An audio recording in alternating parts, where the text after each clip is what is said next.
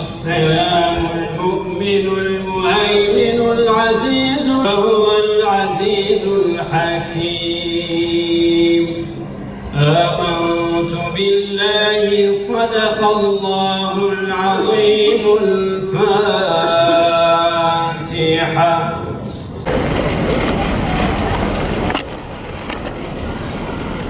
Malumu olduğu üzere dün Filistin'de Hasan kardeşimizin İsrail terör şebekesinin askerleri tarafından katledilmesi, şehit edilmesi üzerine bugün Urfa'da bulunan ailesini ve yakınlarına taziye ziyaretinde bulunduk. Elhamdülillah diyoruz. Yani bugün aslında bu yaşanan olay bize şunu gösteriyor ki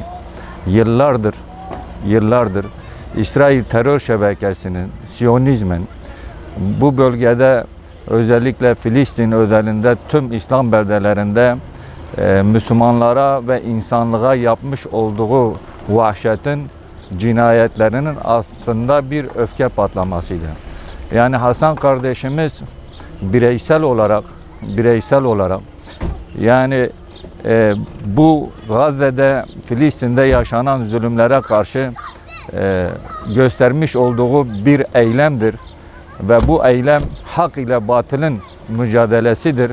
Ve bu eylem bize şunu gösteriyor ki, yani Siyonizm ve İsrail terör şebekesi dünyanın neresinde olursa olsun hiçbir zaman rahat bir şekilde ne sokakta, ne caddede, ne çarşıda, ne pazarda gezemeyeceğini bir daha görmüş oldular ve bütün dünya da bunu görmüş oldu ve Hasan kardeşimiz bunu tekrar kendilerine hatırlatmış oldu.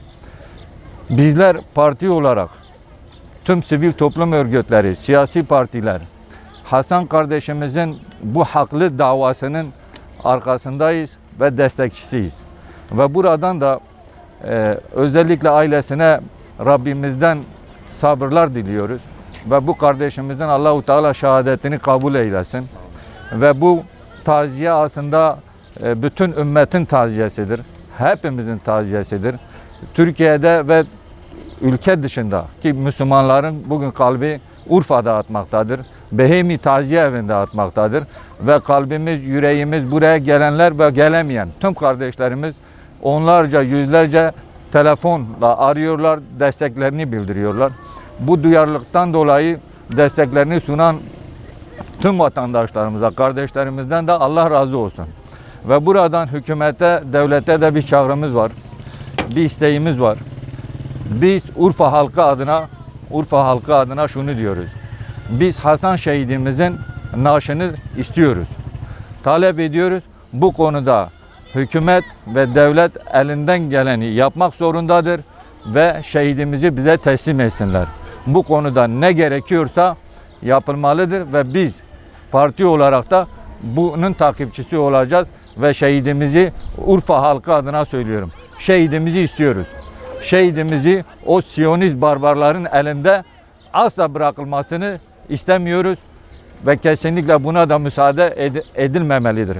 Ve bu konuda hükümet üzerine düşeni yapmalıdır. Tekrardan taziye sahiplerine, saklanan ailesine, özellikle yakınlarına, akrabalarına başsağlığı diliyoruz. Rabbim şehadetini kabul etsin. Ailesine, eşine, çocuklarına, akrabalarına sabr-ı cemil niyaz ediyoruz. Allah hepinizden razı olsun. Bugün Kudüs şehidimiz Hasan Saklanan kardeşimizin taziyesindeyiz. Rabbim şehadetini kabul eylesin inşallah. Tabi bilindiği üzere Gazze'de 6 aydan beri barbarca, vahşice katliamlar yaşanıyor. Ve bütün Müslümanlar bu zulme karşı yek vücut olup içleri kan ağlasa da maalesef ellerinden bir şey gelmemekte. Hasan kardeşimiz bir vesileyle Kudüs'e gitmiş ve orada gördüğü manzara karşısında dayanamayıp İsrail askerlerine saldırarak vazifesini yerine getirmiş hissiyle davrandı ve bu şekilde çıkan arbede sonucunda Hasan kardeşimiz şehadete kavuşmuş oldu.